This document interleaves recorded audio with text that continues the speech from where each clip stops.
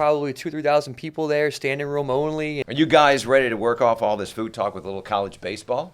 Let's do it. The new season has started, and we've got the general manager of UNO Baseball to talk about it. This Jesuit Blue Jay and privateer was drafted in the second round to the Kansas City Royals and spent the better part of 7 seasons in the major leagues. He's now back at the Lakefront at UNO as the general manager of baseball, Johnny Giavotella. Welcome, Johnny. Mark, thank you for having me. I'm so happy that you're able to take time because I know you were just getting into the season. And for you, Mark, any time is accessible for me. Well, UNO baseball just started. Got a new coach. What's the season look like? Yeah, so we got a brand new coaching staff from head coaches from Bellhaven, guys named Andrew Gibson, who was at Southeastern as an assistant coach there under Matt Reiser for 7 years. Great baseball acumen, great leader of men. We're lucky to have him at the helm for UNO, and his coaching staff are equally as passionate. Very good people, good baseball men, and the future is bright at UNO. That's great, and we've got a lot of local rivalries. UNO is getting to play some other teams that people have a lot of affinity for instance, LSU, Tulane, University of Louisiana. What's it like to have all these in-state rivalries? It's incredible. I mean, when I was in college, one of our fondest moments were playing LSU and Tulane and playing against guys that you grew up playing against, playing in the Catholic League against, playing in the state championship game against, and you're playing at the next level in college against one another, and it's a fun atmosphere. A lot of people are interested in watching those games, and it's something that even though I made it to the big leagues, it's some of my favorite memories. We're playing against local colleges when I was here at UNO. Yeah, homegrown. I'm sure you have people coming up from the high schools here into the University of New Orleans ranks. That's got to be exciting too because they pull in all their families and friends in as. Yeah, what's funny is that we went to 2 regionals when I was at UNO. The last time it's been done at UNO, it's been over 20 years now. So we need to get back on the helm soon. But the nucleus of players that was there that made us go were the local kids. The New Orleans gritty, tough-nosed ball players who had a good baseball background, who were taught the game the right way. And so that's what made us successful, and that's what we intend to blueprint our program around, to have their fans and friends come watch them play and put those great talented young men on the field. All of them probably played at Kirsch Rooney at one time or another.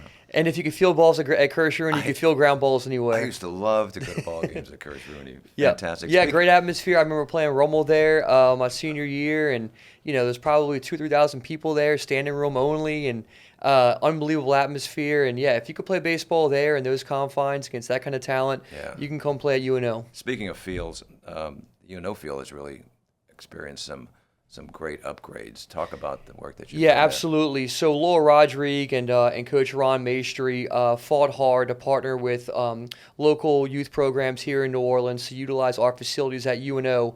Got us $2 million in grant money to upgrade our facilities, house these youth kids who used to play at Nord more than likely and don't really have a place to play baseball and soccer and basketball and so forth.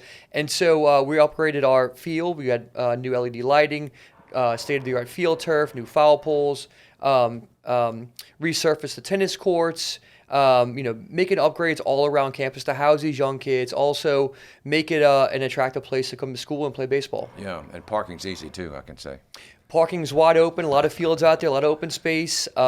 So yeah, let's try to fill that 2,500 people. Yeah, we got to get some people out there for the season. Yeah, I think we fill about 3,000 people in our stands, and so if we can get close to that, I think it's definitely doable with the amount of people who play travel ball here in New Orleans. Yeah. I mean, it's so prevalent nowadays.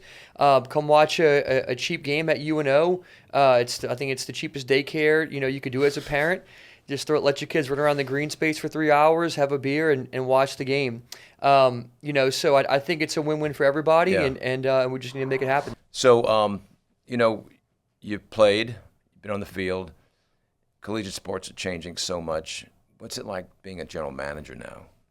Yeah, it's challenging, which is what I like. I went to Tulane Business School because I wanted to be in the front office of a major league team somewhere. And so, I got a great education there and able to utilize my business sense. And, I own real estate too. So, just my experience in the business world is kind of helped me in the landscape of college baseball nowadays with the NIL, situation and transfer portal and wheeling and dealing with sponsorships. And Anything to take away the focus of our coaches is what I want to do so that they can just focus on making our players better. Yeah. And so any of the business sense is something that I want to focus on, raising money to support our equipment, operating budget, as well as paying players when they do well to keep them at UNO is my main priority. Okay. Well, let's talk about playing. You were drafted in the second round? Correct. What was it like that first year? I know you went up against some pretty major pitchers. Yeah, getting drafted in the second round was incredible. I never really expected it, but again, you play at UNO, the opportunities are endless. You get exposure, you play against the best talent in the nation. If you do well there, you can go play at the next level. But then getting drafted in the second round, just seeing your name flash across. It was over the computer back then, so it wasn't even on TV. That's right. And so we had a draft party on Canal Boulevard where, me and my roommates were staying and living in college, and that was phenomenal. And then getting called up in 2011 and facing some big-time pitchers, Rick Porcello, Max Scherzer, Justin Verlander, 2 Hall of Famers and all 3 Cy Young winners. Right.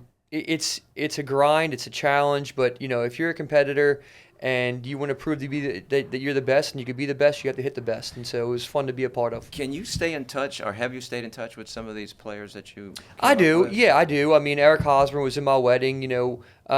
When I first got drafted, the Royals were not very good at the major league level. They drafted phenomenal talent: Mike Moustakas, Danny Duffy, Mike Montgomery, Gerard Dyson. Salvador Perez, the list goes on. And we all blossomed throughout the minor leagues together. And when we got to the big leagues, we knew how to win, we knew how to play together. And that's why the Kansas City Royals won the World Series in 2015. That's a memory that you probably relive over. Absolutely. And over. But the way that the Royals built their program is similar to what we're doing at UNO. It's a grassroots level, getting kids early, developing them, teaching them the culture and the right way to play the baseball game, and that's the kind of foundation that we want to build with our kids at UNO. Yeah. Okay, let's do a couple of speed round questions. You've touched on toughest pitcher you faced, or which of the pitchers you've mentioned is the toughest? So those 3 guys are obviously good, but I actually didn't hit them poorly. I actually hit them pretty well. The person that had the most difficulty facing was Chris Sale. Chris Sale was he's still pitching, and I think he just won the National League Cy Young. Wow. I think he might be my age. He's an older guy, but kudos to the vets out there. Johnny, you're not that old. I'll be 39 in July, Mark. I'm feeling it. But when I was for the Royals, he was on the White Sox, and he was a relatively younger player then. He was throwing upper 90s with that arm slot from the left side, 3/4, and the ball would rise with a devastating slider. He was really hard to face, and I think it was 0 for 7 at first. Facing him, and usually when I face a guy 3 or 4 times, I know what he's going to do. I was a good hitter. I kind of knew what he was going to do. I knew how to hit him and had a good game plan going in, but he was just somebody that if you told me a fastball was coming, it was still hard to square up and barrel up. So, went out the night before, had a couple drinks after I was 0 for 7. When you face a guy like that, you try to change anything up. And then first at bat, hit a line drive with the middle off of him, and second at bat, 2-run double to left field. So wow. You gotta change the routine up sometimes, and trick the mind. Was there a most feared opposing hitter? When I was in the big leagues, for me, the best right-handed hitter was Miguel Cabrera. Oh. In 2012, he actually won the Triple Crown, which is highest batting average, home run number, and RBIs. Yeah. And he was unbelievable, and he was a big guy, so he couldn't run his way on the first base. He had to hit his way on. Every hit he got was earned, and so for him to do that was elite, and it was incredible to watch. Yeah. If you had to put out there that one player that you admired the most, it could be somebody you've played with or somebody that in the history of baseball. Yeah, it's a good question. Derek Jeter was my favorite player growing up, and I got a chance to play against him. So the aura that he carries and the winning prestige that he has is unmatched. But watching Mike Trout play every day, playing with him for 2 years, was incredible. I think he's the best player when he was healthy, when he is healthy, to ever play the game. He plays it the right way. He hustles. He plays hard. He doesn't throw up the bat up in the air when he hits a home run. He expects it. He plays the game with respect and intensity, and what he's able to do at 240 pounds and be the fastest player on the field is impressive. That's amazing. It's like a gentleman baseball player, a role model. He's a gentleman, but deep down inside, he's a bulldog. He's a competitor. He's an animal, and it's somebody you want with the game on the line, and being able to do what he has done in the game is incredible. Yeah. Just recently, the Maestri Classic, and we had, of course, at Maestri Field. Yep. I want you to comment on Coach Ron Maestri in just a minute, but I want to talk about the Miracle League. Tell us about that. New Orleans and Company actually was one of our big sponsors, hosted the entire event at UNO, and so they partnered with the Miracle League and Backyard Baseball to have the kids come over with disabilities and special needs to play the game they love so much. And we had Alabama A&M and UNO both assist the kids while they were playing, wheel their wheelchairs and help them swing the bat and show them, how to play the game. And to do it at a college venue, the kids were ecstatic, and I think they'll never forget it. Yeah, it was a good turnout.